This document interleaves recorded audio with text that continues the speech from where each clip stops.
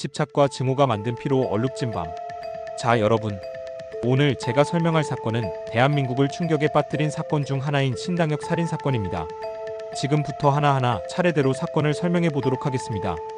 일단 이번 사건의 핵심은 피해자와 가해자가 과거에 얽힌 관계였던 것, 그리고 치밀하게 계획된 복수심에서 비롯된 끔찍한 범죄라는 점입니다. 자, 한번 들어보세요. 사건이 일어난 때는 2022년 9월 14일 서울 지하철 2호선 신당역에서 밤 9시경 끔찍한 사건이 벌어졌습니다. 피해자는 아직 20대 여성 영무원으로 성실하게 근무하던 도중 전 동료였던 30대 남성에게 잔인하게 목숨을 잃었습니다. 가해자는 전주환 31세 남성이었습니다.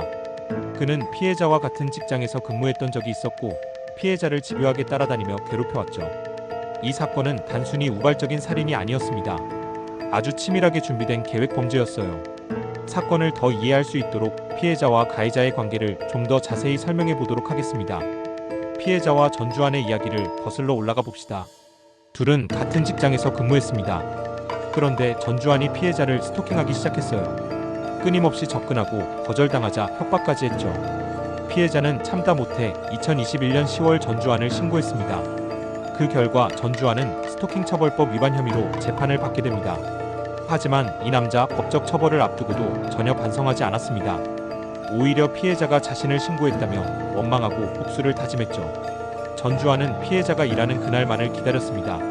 사건 당일인 2022년 9월 14일 그날, 전주환은 피해자가 신당역에서 야간 근무를 한다는 사실을 미리 알아냈습니다. 흉기를 준비한 그는 밤이 되자 바로 신당역으로 향했죠. 전주환은 피해자를 기회를 엿보다가 드디어 피해자가 화장실로 들어가자 그는 그녀를 따라 들어갔습니다. 그는 아무도 없는 것을 확인한 후 문을 잠그고는 무참히 공격을 했어요. 피해자는 공포와 고통을 참아가면서 필사적으로 저항을 하며 구조 요청을 했지만 끝내 화장실에서 숨을 거뒀습니다. 여러분, 이 남자가 얼마나 계획적이고 치밀했었는지 아십니까? 피해자가 스토킹 사건으로 자신을 신고하고 처벌받게 만든 것에 대한 복수심. 그것이 이 끔찍한 사건의 동기였습니다. 전주환은 범행 직후 현장에서 바로 체포되었습니다. 경찰 조사에서 이렇게 말했어요. 피해자가 나를 신고해서 내 인생을 망가뜨렸다. 그래서 복수하기로 결정했다. 이 발언 정말 끔찍하지 않습니까? 피해자는 스토킹 범죄로부터 법적으로 보호받으려 했을 뿐인데 오히려 자신의 목숨을 잃게 된 겁니다. 이 사건 이후 신당역 여자화장실 앞은 시민들의 추모 공간이 되었어요. 수많은 사람들이 꽃과 메시지를 놓으며 피해자의 죽음을 진심으로 안타까워하며 애도했습니다. 그렇다면 가해자인 전주환의 재판과 판결은 어떻게 되었을까요? 지금부터 가해자의 법적 절차를 알려드리도록 하겠습니다. 전주환은 살인 혐의와 스토킹 처벌법 위반 혐의로 기소됐습니다. 재판부는 그의 범행이 계획적이고 잔혹하며 피해자와 가족에게 돌이킬 수 없는 고통을 안겼다고 판단했습니다. 결국 그는 징역 40년형을 선고받았습니다. 다만 이런 잔혹한 범죄에 과연 40년형이 충분한지에 대한 논란도 있었죠. 사건이 일어난 후 이 사건은 더 이상 단순한 강력범죄가 아닙니다. 우리 사회에 큰 물음을 던졌죠. 첫째, 스토킹 처벌법의 한계. 피해자는 가해자의 스토킹을 참다 못해 가해자를 신고했지만 가해자는 사건 당일까지 자유롭게 활동할 수 있었어요. 피해자를 보호할 실질적인 조치가 없었다는 점이 큰 문제였습니다. 둘째, 공공장소의 여성 안전 문제. 피해자는 공공장소에서조차 안전을 보장받지 못했습니다. 이로 인해 정부와 지자체는 야간 근무자의 보호 강화와 스토킹 피해자 보호 대책을 발표했지만 실질적인 변화가 필요하다는 목소리가 여전히 크죠. 여러분, 신당역 살인 사건은 우리 사회의 많은 문제를 드러낸 비극적인 사건 중 하나였습니다. 스토킹이 단순한 괴롭힘이 아닌 생명을 위협하는 중대범죄라는 것을 모두가 깨달아야 합니다. 피해자는 결국 법의 도움을 간절히 요청했음에도 안전을 지키지 못했습니다. 우리가 기억해야 할 것은 더 이상 이런 일이 반복되지 않도록 피해자를 보호하고 가해자를 철저히 막는 사회적 시스템을 만들어야 한다는 점입니다.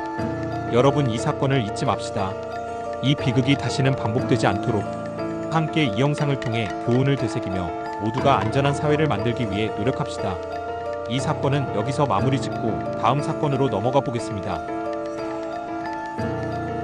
당신이 무심히 넘긴 얘기 누군가의 마지막 비명일 수도 있다고 생각해 본 적 있습니까? 이번에 제가 얘기해 드릴 사건은 스토킹 범죄의 심각성을 알려준 사건입니다. 사건 발생일은 2021년 11월 15일 인천광역시 미추홀구에서 발생한 비극적인 범죄입니다.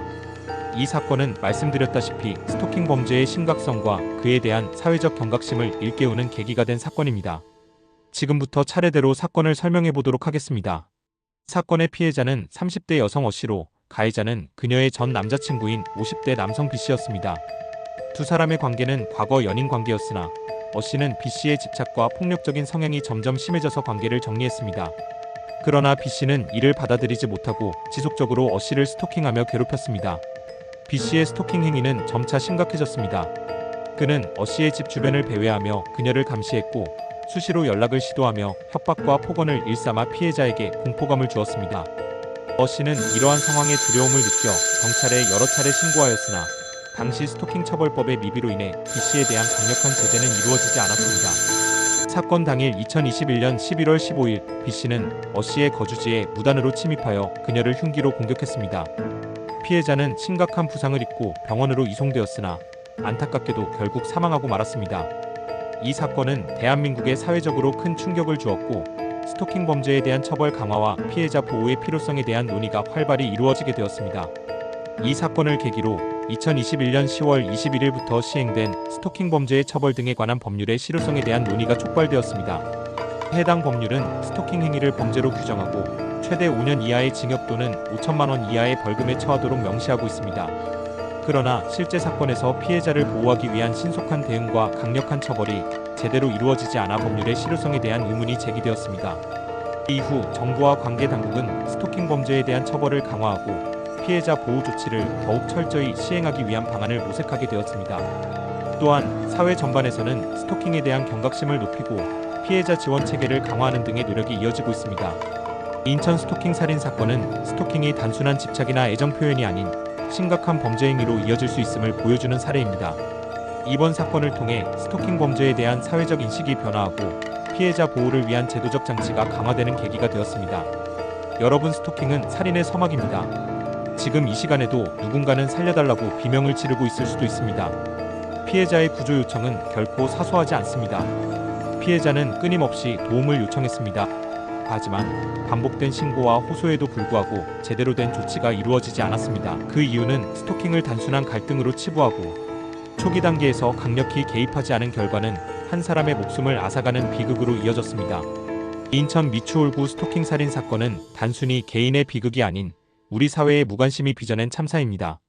신고는 끝이 아니라 시작이어야 합니다.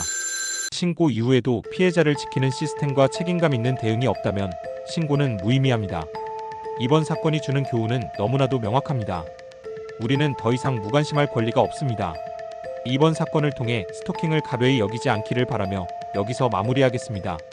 다음 영상은 해외에서 발생한 사건들을 얘기해 보도록 하겠습니다. 영상이 도움되셨다면 좋아요와 구독 알림 설정까지 부탁드립니다.